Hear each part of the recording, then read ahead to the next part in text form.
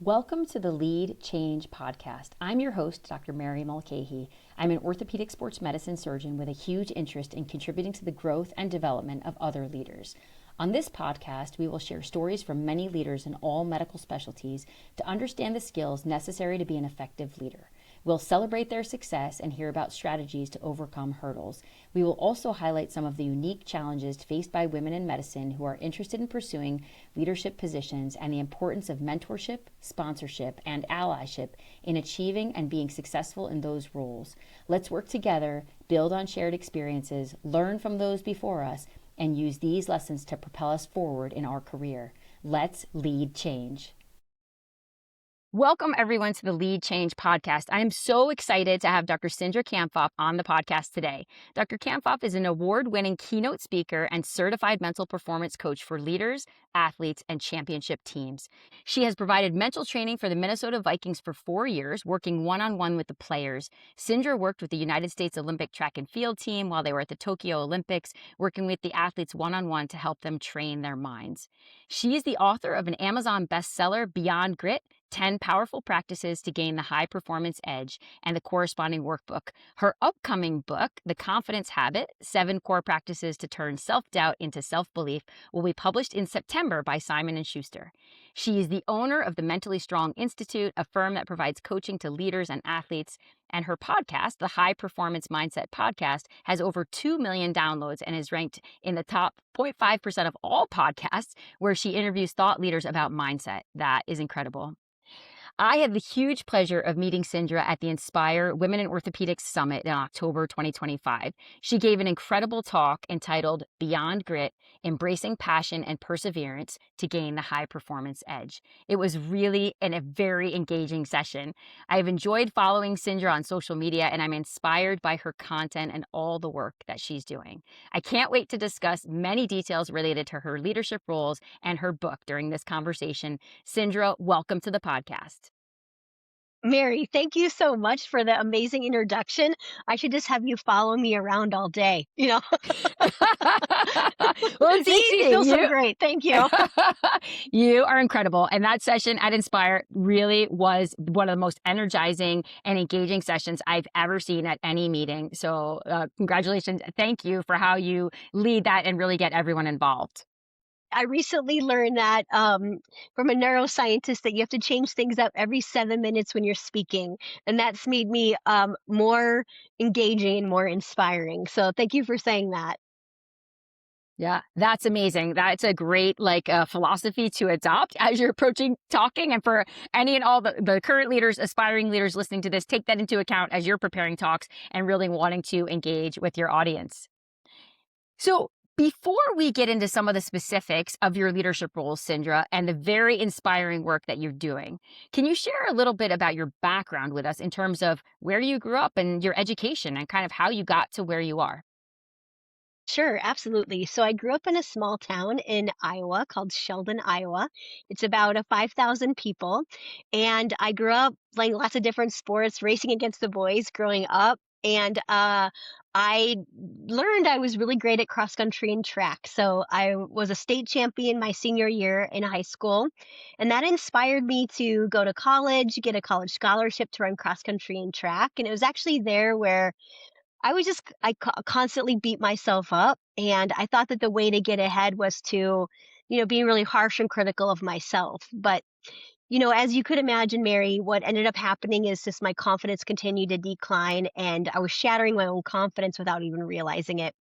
So that made me pursue a PhD in performance and sports psychology, and that's my experience in college is a lot of the reasons I do what I do today because I had so much talent and grit and I worked so hard, but in the moments that mattered the most, I didn't know how to deal with pressure and I didn't have the mental tools and skills to really be at my best. And so, 20 plus years later, that really inspires me to be on the podcast with you, right? So people can learn tools and strategies because I find like we all need a high performance toolkit to be our best more often.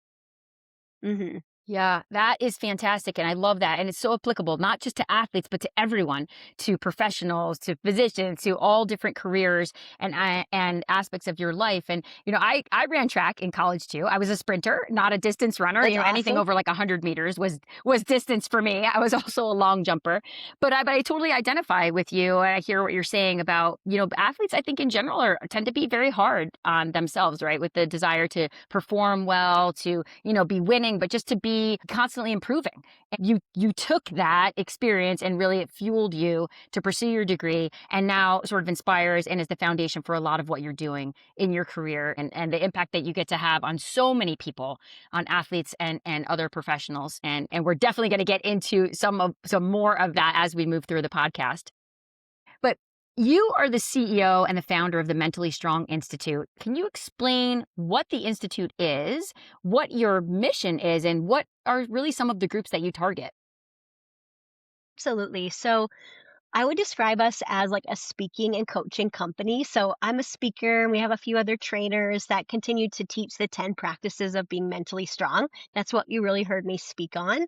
And then we coach people. So we coach leaders and we coach athletes. And so the leaders that we coach, and by the way, I think everyone needs a coach. That elite athletes have a coach, and so we all need coaches to help us get unstuck, to help us get more clarity on where we're going and to get out of our way quicker, and also to learn different tools and strategies to help us do that. And so a lot of the leaders that we coach are executives or middle manager leaders, like people who just want to be their best more often and really appreciate the personal development, appreciate having like this confidant by their side, being helping them be their best more often and getting out of their own way. And so what we really focus in on is like these tangible tools, to help people build confidence and grow their leadership. And again, we do this like through one-on-one coaching. We also have an amazing Mentally Strong Academy where I teach live every month. And then we have this really amazing Mentally Strong Coach certification. And that coach certification is for people who are leaders who want to bring back the mental tools in their leadership, but also people who want to, who are coaches or want to be coaches.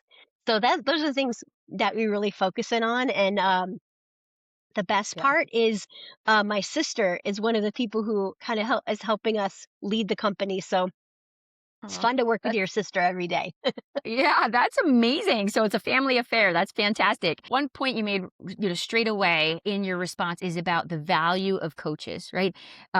It's huge, like really invaluable how much coaches can have an impact on the life and ability to impact, ability to lead effectively of professionals. We've talked about this, a handful of times throughout different episodes on the podcast, but I think it is one of the most critical aspects of leadership and things that can help you be a more effective and impactful leaders. I love that you're doing that with your team and the different groups that you can reach and the impact that you can have, because obviously by working with one person, you are then indirectly impacting, of course, all the people that that person works with. This role and working, coaching different groups, different people, what are really some of the most valuable leadership lessons that you've taken away from being in that position?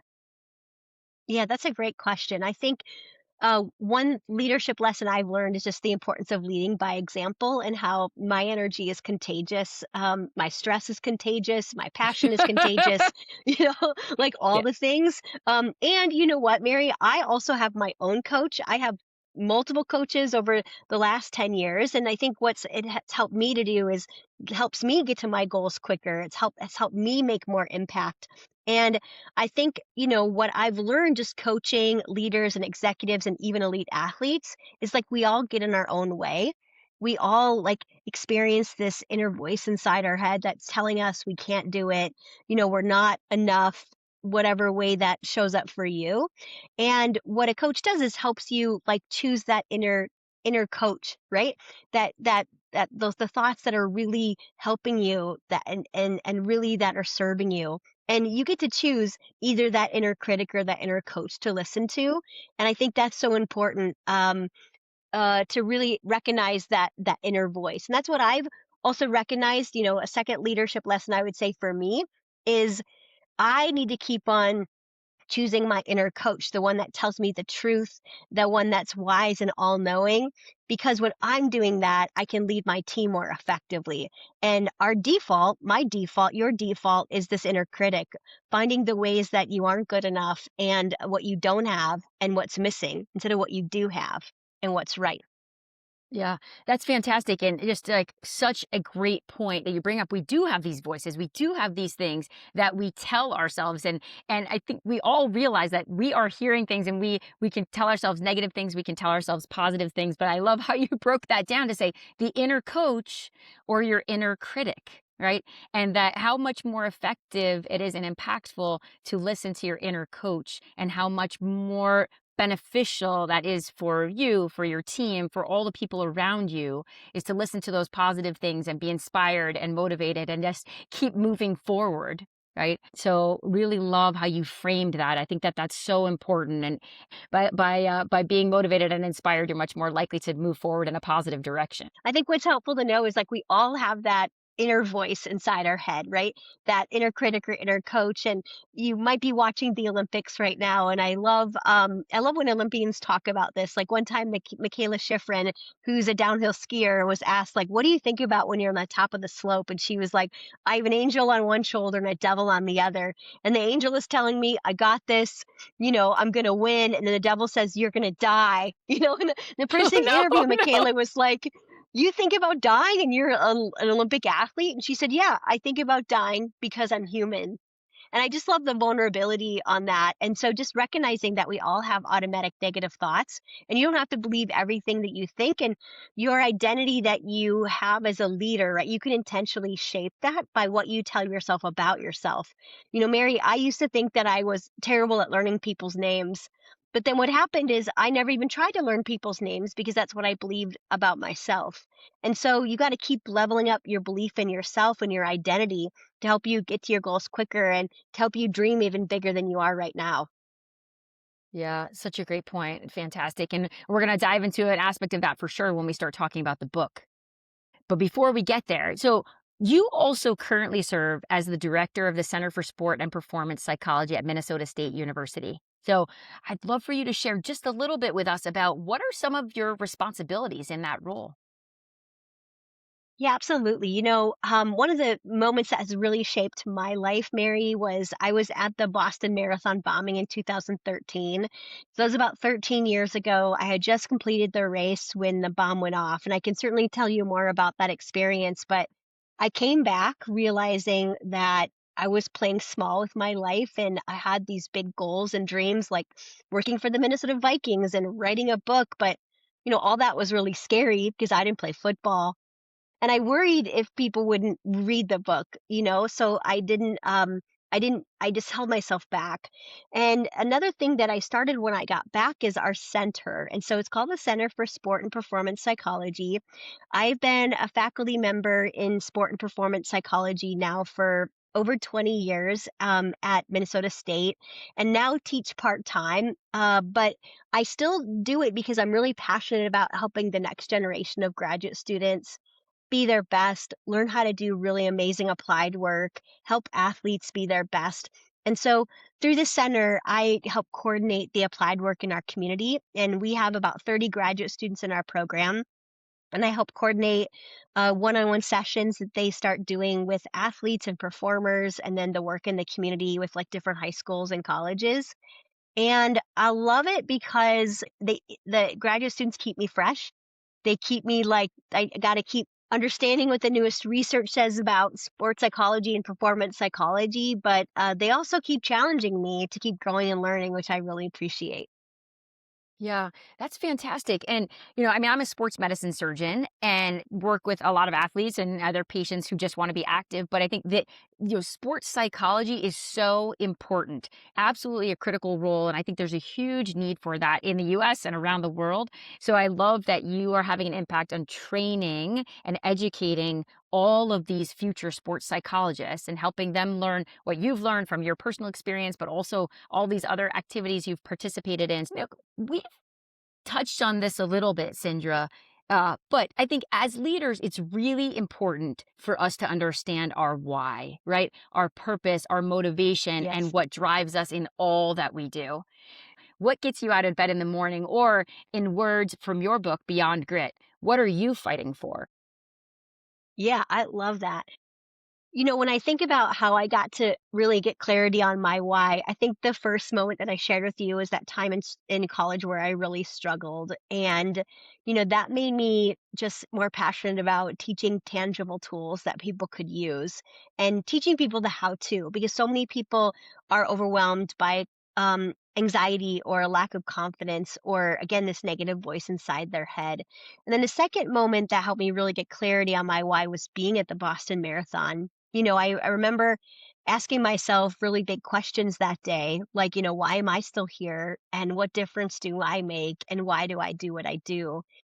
And it was coming back from that marathon that made me really thought I was playing small. I knew that I had more gifts to give to the world. And it was like, I teach about like going after big goals, but I was holding myself back. And so I've done a lot of work on just like better understanding my purpose. And I think I'm here to help people play bigger. And that might mean in the on the field or in the court or in their leadership or in their life, like going after big courageous goals. I think I'm also here to be like an example of authenticity and just showing up as my true authentic self, because that's how as a leader you connect with others, is being your true self. I think for so long, particularly at the beginning of my career, I was trying to be like my male mentors, which like I'm not anything like them, instead of like embracing my own passion and what I love. And so, I've learned to like do this unapologetically, and I think that I'm a role model for that. So I would describe, my purpose statement I have on my grit board right over there. It says my purpose of my life is to help people play full out by providing the wisdom and the truth and being an authentic example while doing so. Yeah. Wow. That is fantastic. And the whole concept of like thinking big, right? Dreaming big and really thinking about all the possibilities and not living a small life. And what a I mean, traumatic, but very eye-opening experience to be at the Boston Marathon. I remember that. Everyone remembers that. If you were wherever you were, you know exactly what was happening at that moment because it was so impactful. But to be there, to be present, to have just crossed the finish line, really incredible and kind of difficult questions to be asking yourself too, right? To say, what is my purpose? Like, why am I here? Why did I make it through that traumatic experience? All the positive things that you've done with that is really incredible, Cindra. I think also, Mary, I love this quote by Byron Katie, and she said, "What if everything happens for you and not to you?"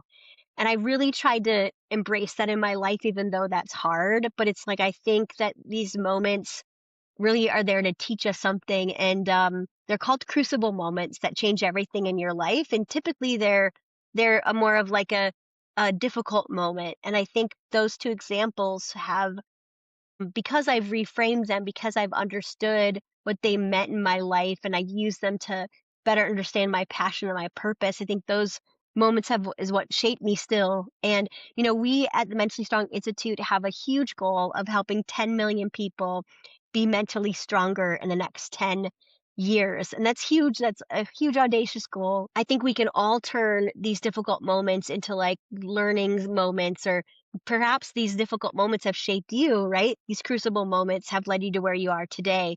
And it's more about just us reframing them and better understanding them in our lives. Yeah, I think that's absolutely true and such a great point to say, looking at it from a different perspective instead of why did this happen to me and instead framing it as why did this happen for me, right? I think that is absolutely critical and is a complete shift in your mindset and how you can look at things. And I mean, I truly do believe that things happen for a reason and everything works out the way it's supposed to. Sometimes in the moment, maybe hard to really embrace that, but I think as you're reflecting on it, it is important to have that mindset is like, how or why did this happen for me? And what can I do moving forward with this experience and this lesson?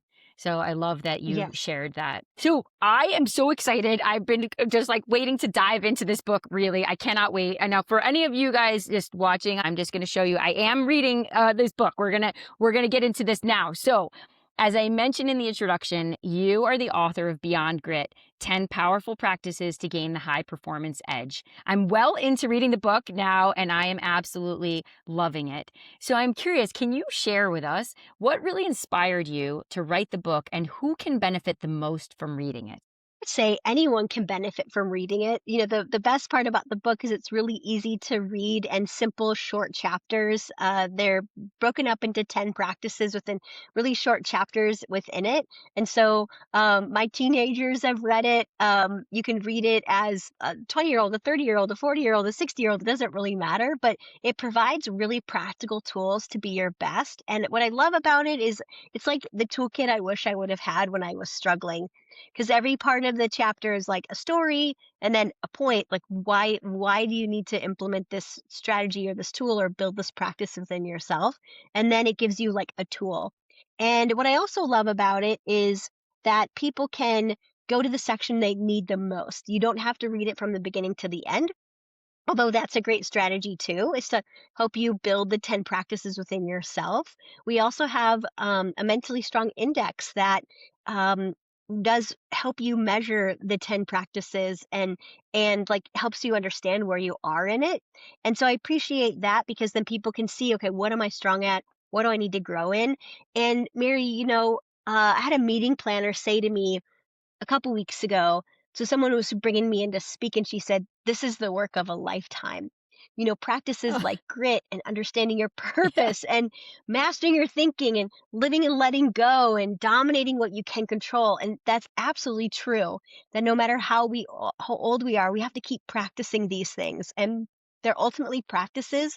They're not strategies we're born with, and we have to keep practicing them. Let's say, for example, Mary, you looked at the list and said, I'm really great today at like owning my purpose, but I'm really not great at letting go and, moving on when things don't go perfect and moving on from mistakes or difficulties. Next month, maybe you're stronger at that than you are today. And so it's ever changing. It's something we have to practice every day to really be our best and be mentally strong. And the outcomes are, it helps you get to your goals quicker, helps you influence more people, because you're being a really good, great role model of like how to respond, and yet you're not reacting with a heightened stress or anxiety. Yeah, that is fantastic. I love the overview. There's so much, and that there's something in there for everyone. I think the other point of this too, right? This I love too. It's a lifetime of work. Yeah, absolutely. But that means you can continue getting better, right? You can continue to learn and grow those skills and get strong and refer to the book and just get some pearls on what are some effective tools. How can you implement this? How can you get stronger in these different areas? And we're gonna touch on a few of the practices. I wish we could talk about every aspect of the whole book, but everyone listening, you should read it because you will get a ton out of it. So the book touches on 10 practices that can help you gain the high performance edge. So I definitely want us to go into detail on at least a few of these. The first practice in the book described is called Get Gritty. And you start with a quote, "The world's best know what they want and why they want it. In the face of adversity and setbacks, they go after their goals with deep commitment." This is really where you introduce the value and importance of grit. So, and in the first part of this chapter, you discuss grit over gift. Can you explain for everyone listening what is grit? And what are you trying to get at when you discuss this concept of grit over gift? Absolutely. Well, I would say grit is defined, and this is defined by Angela Duckworth, who kind of coined this term. She's a University of Pennsylvania professor, and she talks about how it's having passion and perseverance for your very long-term goals. And we know that grit is one of the strongest predictors of our success. So this means that we stick with things even when they're hard, and that we stick with them because we're passionate and we know what our purpose is and we know why we want those goals. And that's what high performers really do, is they know exactly what they want. They have it written down, but they also understand their why and their purpose behind it. Sometimes that people misunderstand grit. They think it means grind. And what I mean by that, they think it means like I got to keep grinding and grinding and grinding. But Mary, you and I know when leaders keep on grinding over time, they burn out. Grit is really about passion, purpose, very life-giving words. And when I think about grit over gift, right? What this means is that we have to continue to understand what our passions are and use our gifts to be our best. But many times people don't really even take a step back and say, what is it that I really want? And why do I want it? And in the book, I talk about this idea of like how pearls are made. And a pearl is made by this tiny piece of grit or sand in the oyster, right? The grit goes around and moves around in the oyster and then becomes this beautiful pearl. But it takes like 7 to 10 years to become this beautiful pearl. And that's very similar to us when you're thinking about like starting your career. And it might feel like, oh, this grind once in a while, right? But you got to stick with your goals because then you're going to get to where you really desire. But you got to do the hard things. And even what I was saying is these hard moments, we've all had difficult moments like that. You've had difficult moments like that. And to be able to reframe them, to keep going, to stay gritty towards your goals is key. And not giving up in the face of adversity and setbacks, because that's going to be a given. Yeah, such important points, and a few things I just want to raise about what you said. Like a couple things about that people seeing grit as grind. I love that distinction. I think that that's so important, and that using that grit really is associated with the more positive words like passion and purpose. I think that is that's a critical distinction. And so, thank you so much for bringing that up and framing it in that way. It's not about just hammering away and keep doing the work and doing the work and doing the work, but doing things that you're passionate about that aligns with your purpose. And yes, it is hard work and it takes time. Um, but when you're doing things that you love, right, then it's not work and you're moving forward and you're having an impact and you're doing things that align with your purpose and your why. And so I really appreciate that you made that distinction. And I love the analogy about the pearl. I had never heard that before. I mean, it's such a great analogy. So one final point in that first section, so related to that first practice, is to dream for a living. So you have a great quote in that section. If your dreams don't scare you, they aren't big enough. So what do you mean by that, Cindra? Most people lose the ability to dream. And when you think about when we were growing up, maybe when you're in grade school, maybe when you're like a young teenager, you thought a lot about all the things you'd want to do, right? Like I think about, man, I loved racing the boys and I loved dreaming about going to the Olympics and doing all these fun things that I wanted to be. No, here's an example of my son that relates to this. So when my son was in 6th grade, he called me upstairs and he was laying in bed and it was like 11 o'clock at night and he was crying. And I was like, Blake, what are you upset about? At first he wouldn't tell me. And then finally he said, I thought he was like bullied or something. I didn't know what was going on. And he said, Mom, I just realized how hard it was going to be to get to the NFL. And I was like, "Oh, my heart just broke for him." Because, like, I think about when he was growing up, he dreamed of getting to the NFL, and then all of a sudden in 6th grade, he realized, like, how hard it's gonna be, right? And he plays high school, football, he's a running back, he's getting lots of offers, and possibilities of potentially playing Division 1 or playing Division 2. So, like, that possibility of getting to the NFL is still real. But, we're told all the reasons we can't, or we're told all what's the small possibility? Your chances of getting to the NFL are like 0.03. And then we believe that like that can't be for us. And so what dreaming for a living means is that we have to get back to dreaming like a kid, and we can let our own negativity bias, this belief that we're not enough, we can let setbacks get in our way, or frankly, what other people say we can and can't do.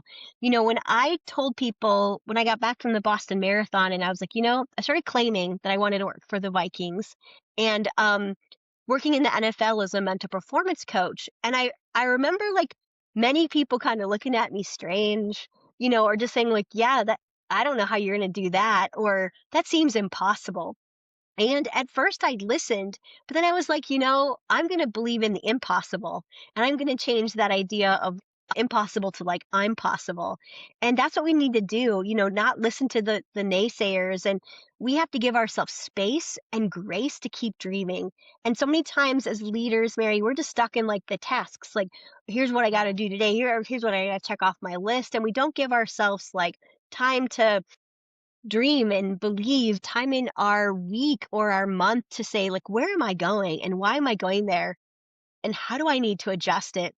And dreaming for a living is really about like dreaming consistently, not giving up on your dreams. Cause I've seen so many adults just say, I'm just stuck in this job, or I can't make a change, or they let fear and anxiety just overwhelm their choices instead of believing that they're in the driver's seat and they can keep dreaming no matter how old they are. We all need that to thrive.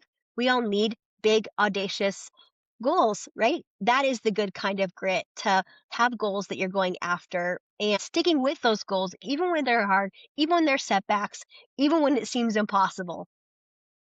Yeah, that is like such great points, Cindra. Really fantastic that you shared that. And I think, right, the key is like never stop dreaming, right? Dream like you were a kid. That is such a fantastic way to think about it. But I think also important, because you were absolutely right that as leaders and as professionals, as we're moving through our careers, we're very much caught up in the day to day or week to week or what has to be done with regards to work or home or whatnot. But equally important is to set aside that time, very purposeful and intentional time to dream, to reflect, to, give yourself time to really think about where are you going? What are your goals? What impact do you want to have? And so it's so great that you brought that up. And this whole practice of dreaming for a living, like we should never stop dreaming because the impact really, or the opportunities are limitless. Right. Yes, they are. And we're the only one really that limits ourselves. So we have to continue to believe that the opportunities are limitless. So, in this, the second practice in the book is get clear on your purpose. So, and as part of that section, you touch on the importance of owning your why and finding your fight, right? So, why is that? Why is that so important to everything that you're doing for leaders, aspiring leaders, or just in our sort of day to day life? Why is that critical? Because our why is what powers our what. And most people know what they do. They know what their job title is. They know their tasks that they need in their role. But, maybe at one point they've thought about their why, but they don't own it. And the difference to me means is like when you know your why, like you've probably heard of Simon Sinek's work, right? When you got to know your why. But I'm going to have people level that up a little bit. And what I mean by that is not just know your why, but own your why. And that means to me like you use your why to inform your decisions. You use your why to say yes to some things and no to some things, but also you remind yourself of your purpose every day and you let that purpose guide you. And I think about my purpose of like showing up authentically and helping people play big, right? Like that fuels me to share what I'm sharing with you today because I'm hopeful that I'm trusting that people are listening and saying, yeah, I got to listen to what Cindra's saying. I got to, go after these more bigger courageous goals, or maybe they go back to saying, yeah, 5 years ago I really wanted to run a marathon, I need to get back at that. Or I've always had this goal of like starting my own business, I'm going to make one step today. And I love this idea of um the acronym of fear. I don't know who wrote this, it's not my acronym, but fear stands for false evidence appearing real. And that's really important because when you're going after big, courageous goals, when you're living your purpose, you can listen to the fear, but remember, it's just false evidence appearing real. It's not most of our thoughts aren't even true. They're just, ways we put ourselves down. So we really need to give ourselves this truth meter. Like what's true? What's actually Yeah. serving me? And what can I believe right now? And when I think about owning your why, to me, what that means is like you got to write a purpose statement out. In Beyond Grid, I gave you a model and like a template to do that. And as I do this all around the country and speak about this, Mary, when I speak longer than like 60 minutes, I usually give them the template and like in a 2 hour or 3 hour talk, we would actually write a purpose statement together, a draft. Yeah. And that can be really hard for people because some people have not really thought about their why. It can feel like this thing that should just be downloaded. But in fact, I think that, when I go back to my experience at the Boston Marathon, I was getting more clarity on my why, but it took me to write a few drafts of that purpose statement before I was like, "Yep, this is actually why I'm here." And so I'm going to challenge people who are listening is pick up Beyond Grit, go to the section about purpose, maybe purchase the workbook because that gives you really more details on how to write your purpose statement. But write a first draft, put it on a sticky note, put it on your bathroom mirror, and I would say like look at it every day. Do you want to keep tweaking it? If you think this is exactly why you're here, then start using that to guide you, to guide your decision making, and to guide how you show up every day and continue to be an intentional leader living that purpose statement. That is such important and insightful advice, and I think so critical to emphasize, right? The point that you made about writing it down too, right? Writing down. I don't actually, I should write it down too. I feel like I have a pretty good understanding of my why, but I don't have it written down somewhere where I can see it every day. I should do that. And absolutely, I love the critical point that you made about using your why, using your purpose to guide everything that you do and help you make decisions. I should do this. I shouldn't do that. Let me consider it. It's directly in alignment with my purpose and what drives me. So that is a great way to frame it and really for people to gauge like what you involve yourself in. Um, so I want to jump ahead a little bit in the book. The sixth practice is to own the moment. As part of this, you describe the value of being mindful, and you state that mindfulness is choosing to be awake in the moment and know what you are thinking, feeling, and doing. So, how can mindfulness actually benefit leaders? Awesome question. Practice 6 is about owning the moment. And I want you to kind of think about a continuum that your mind can only be in the past, the present, or the future. But underneath this past, we can feel emotions like depression or frustration or regret. And in the future, we can experience emotions like anxiety or pressure, or we're so focused on the outcome that we can't really be at our best. And just even recognizing, and noticing where your mind is key. The power of the present moment is that's the only place flow happens. That's the only place peak performance happens when your mind is fully in the present moment. I recently read this research study by two Harvard professors that showed only 48% of our waking moments are in the present moment. So that means like over 50% of our time we're focused on the past or the future, and that can serve us in that, we can plan for the future, we can think about what we've learned from the past. But, today I was just coaching this leader who has so much anxiety around her son and her son's possibilities for his future that she's spending probably 90% of her time in the future. And it's causing so much anxiety, so much pressure. And so mindfulness is being awake to the present moment. It's just to notice non-judgmentally how you're feeling. What do you notice about your body? Are you stressed? What's happening in your mind? And it means like doing it non-judgmentally. So, you could easily be like, "Come on, Cindra, you shouldn't be thinking about that." No judging yourself, just gently bring your mind back to the present moment. And we know think about athletes that you've seen practice mindfulness or practice meditation, for example. We know research on mindfulness allows you to be your best more often and helps you thrive under pressure in peak performance moments. So those are all the reasons you want to just continue to practice mindfulness. Again, that just means being aware. And then you're less likely to get your buttons pushed. You're less likely to react instead of respond, and react with heightened frustration and anxiety if you're really paying attention to yourself and what's going on with your body.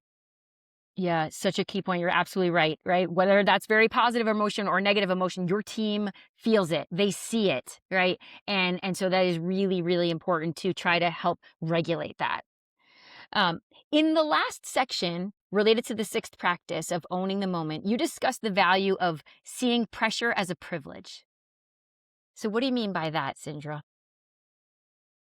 What I mean by that is, pressure, we experience it when we are focused on the outcome and we feel like we're judged by the outcome and the outcome is important to us. So the one word there with all three of those statements is outcome.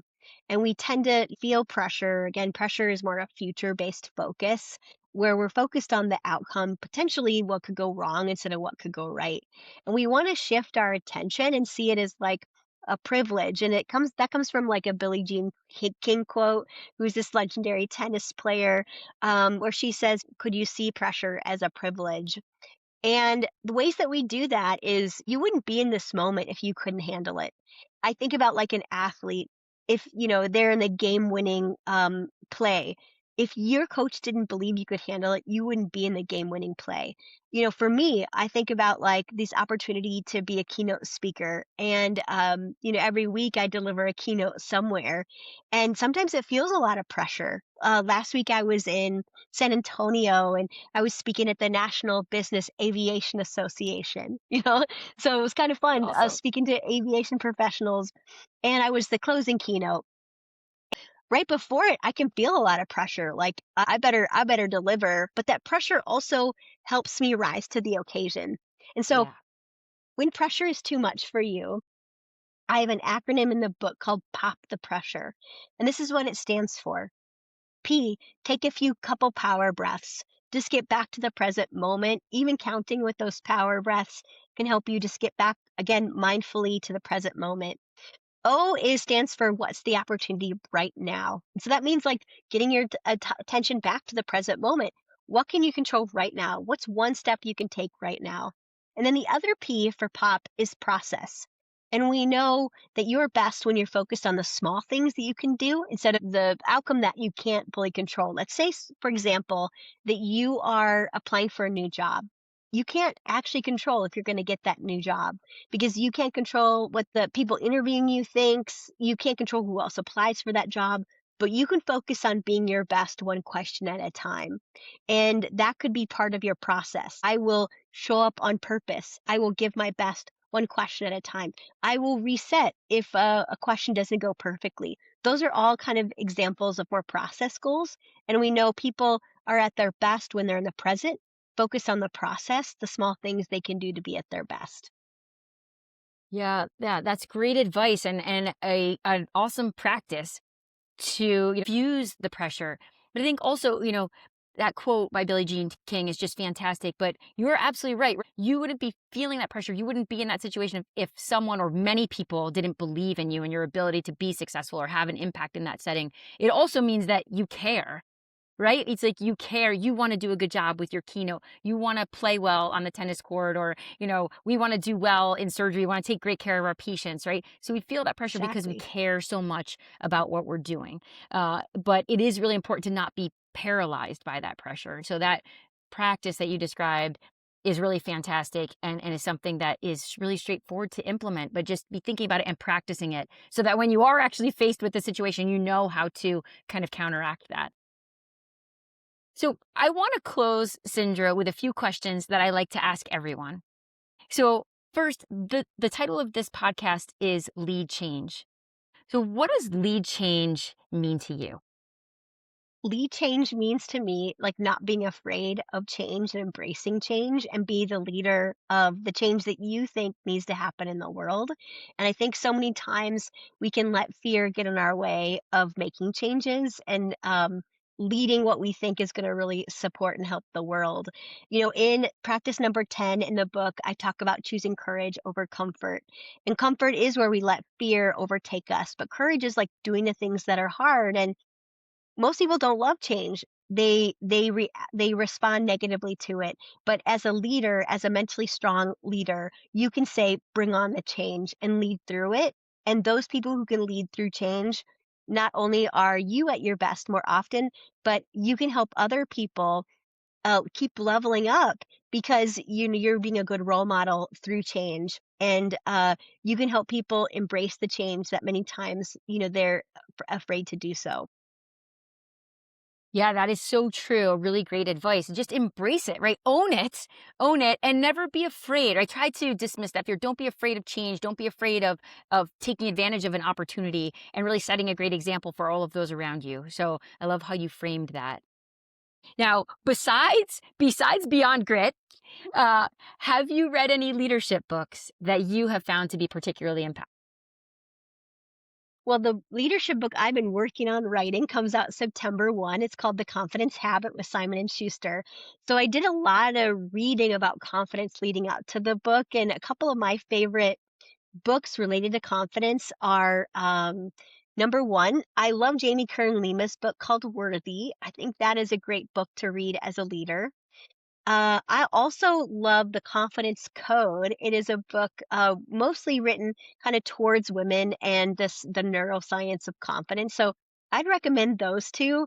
You can also, by the way, get on our email list at drcindra.com just by downloading our confidence report, and then you'll learn more about all the things we're offering leading up to the book launch. We're gonna do a really amazing high performance like a mental performance summit in April. We're doing a confidence summit in August leading up to the book. So we're having just these amazing opportunities for people to learn a lot more about confidence. And I don't know, Mary, if you knew this, but confidence can fluctuate. It can come and go.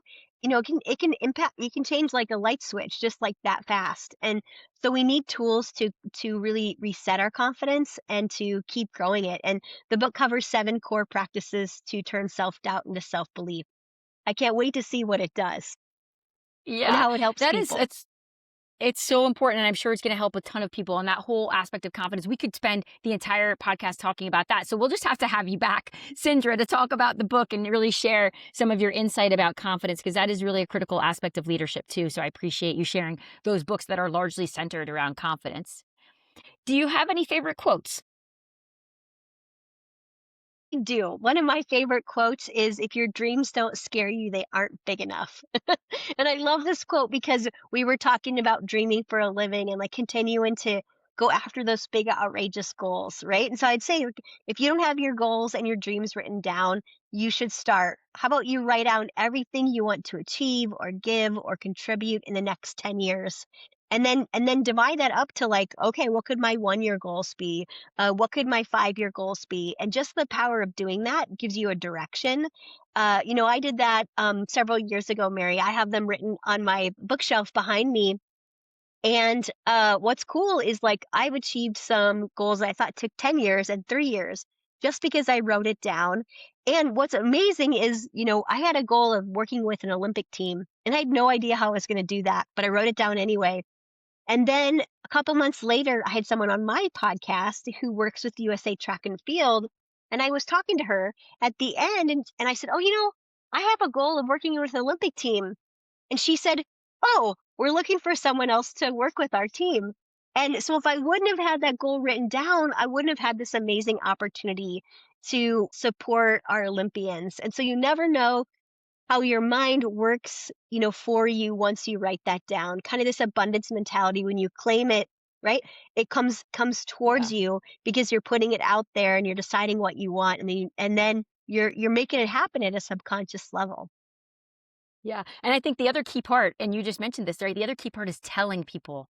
Tell people what your goals are, right? Share that with them. Certainly don't be afraid to share it, but the more people you share it with, the higher the likelihood that you will be able to achieve those goals, because like your guest, right, then helped you achieve that goal. So that's incredible. So, Cindra, thank you so much for being on the podcast. I have loved every minute of this conversation. So, thank you for sharing your valuable insight and advice about how to be a successful, effective, and very inspiring leader. You bring an incredible level of energy, passion, and enthusiasm to all that you do. I can't wait to finish reading your book, and I really encourage everyone listening to check it out too. I hope our paths cross again sometime soon, and really thank you so much for being here. Mary, this was incredible. I love the way that you were so prepared and ready to ask me the questions. And thank you so much for reading Beyond Grit. And I'm going to gift anybody who's listening a free breakthrough call with myself or my team. We do these every so often because Mary's amazing, and you learn so much about Beyond Grit and being mentally strong. And so I believe everyone needs a coach. And so this is just our way of giving back to you. And so I'd love to support you. You can head over to freementalbreakthroughcall.com. We just put this little form together where you can write your name and your email. And it's just our way of giving back to you to support you to have a breakthrough, a moment of more clarity and understanding.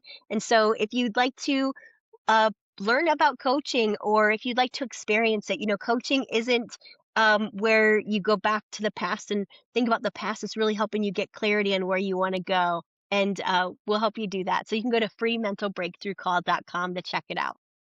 Well, thank you so much. That's very generous. And so I encourage everyone, take advantage of that, right? I think coaching is hugely helpful, and it'd be amazing to work with Cindra and her team. So Cindra, thank you again, and good luck with everything you're working on. I can't wait to read your next book.